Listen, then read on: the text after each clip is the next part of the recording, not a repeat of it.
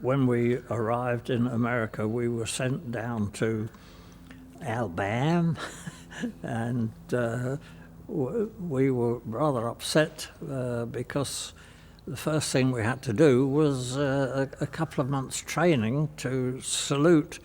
Instead of the proper way, you had to salute like this, and instead of carrying the rifle on one shoulder, you carried it on the other shoulder.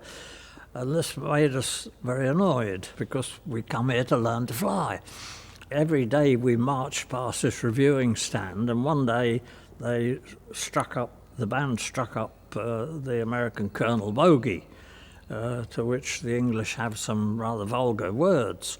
And somebody quietly said, and somebody else said, and by the time we marched past the stand, we were all bawling out, "It's and the same too, you, it's and you can suck them too." And we thought, oh God, when we get into the dining room, there's going to be a row. But when we got into the dining room, they remarked that our squadron showed high morale. We had one rather remarkable incident there. It's practically unbelievable.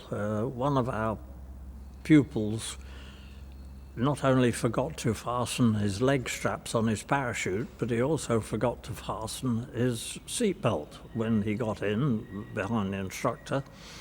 And the instructor took off, and shortly afterwards there was a bit of negative G, and out went the pupil. And incredibly, he turned through 180 degrees and landed astride the rear fuselage, clutching the tail fin like this. And the instructor flew round the aerodrome, very tail heavy, and landed him. And we had reporters from all over America came down to take pictures of this poor fellow, but he might just as well have missed the airplane and fallen to the ground, because when he got back to England, he was posted to Bomber Command, and he was killed in action. What our job was to upset the German night fighters in any way possible. We weren't allowed to take radar with us, but what we were supposed to do was patrol the German night fighter bases and attack, if you could see where there were dispersals on a moonlight night, attack the dispersals. We would sometimes carry 2 500-pound bombs and drop those on the runway if the runway was lit. And if I found a German aerodrome operating, the lights, runway lights were on, that sort of thing, even if you didn't see any activity, and the only chance you had of seeing any activity was when the airplane came in on the approach, he would just have a nose light on so that the rows of gunners which were down each side of the approach would say that's one of ours and leave it alone. And that was the only time you would see anything of them, because the minute they landed, they turned the light off. But what you could do is turn in and shoot along that runway, hoping that you would hit him, but not knowing whether you had or not. If you were lucky enough to be able to turn in and attack him while he was on the approach, you get tremendous showers of flak come up at you, and fortunately they used trace. And my navigator, Mike Adams, he did a wonderful job. He must have been able to turn his head through 180 degrees, because I would be flying the airplane concentrating on the instruments, and he would say port, starboard, and I'd see all this flak going over here, under there, showers of it, and climb, and dive, and until we got out of range. So fortunately, we never got hit, but it was due to his excellent guidance that this happened. One thing I did insist was that when we crossed over the enemy coast coming home, my navigator, who sat just behind here, he stayed awake. And if he began to nod a bit, it was very easy to do this and wake him up. And he had strict instructions. If he saw me doing this, he thumped me and woke me up. Because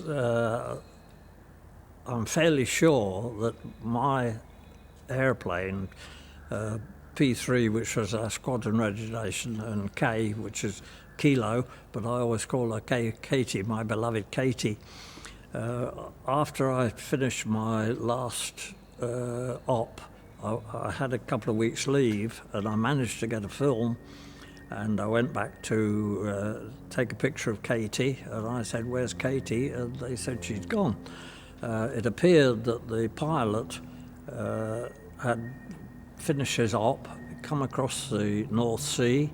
There was fog at Little Snoring, so he was vectored south to land at another base that was clear. And that was the last you heard of him. And I would say that he almost certainly, well, these fellows who let his navigator go to sleep, and he dropped off to sleep too. That's what happened to Katie. She sleeps in the North Sea. I also have a guilty conscience. We always used to attack what we called targets of opportunity. If we happened to see some barges or trains or anything like that, and trains were easy to catch because if they blew steam, even on a dark night, you could see a plume of steam, and you could go down and attack the train. And I attacked quite a few trains, but I didn't feel happy about it. I remember on one occasion, my very good navigator, Mike Adams, the first time we took bombs, I went down on this airdrome and pressed the button to release the bombs, and he looked out the back and didn't feel any bump when they went off, and didn't see any explosions. So when I got back to base, I opened the bomb bay doors, and there were the bombs. And what had happened, Mike had been told not to force switches. And the thing that released the bombs, or made it so that I could release the bombs, because I released them, he put that down, it went click, you see, so I thought, good.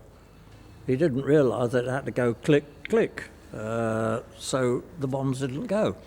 So the armament officer said, well, we best make sure that that was the problem. So he put two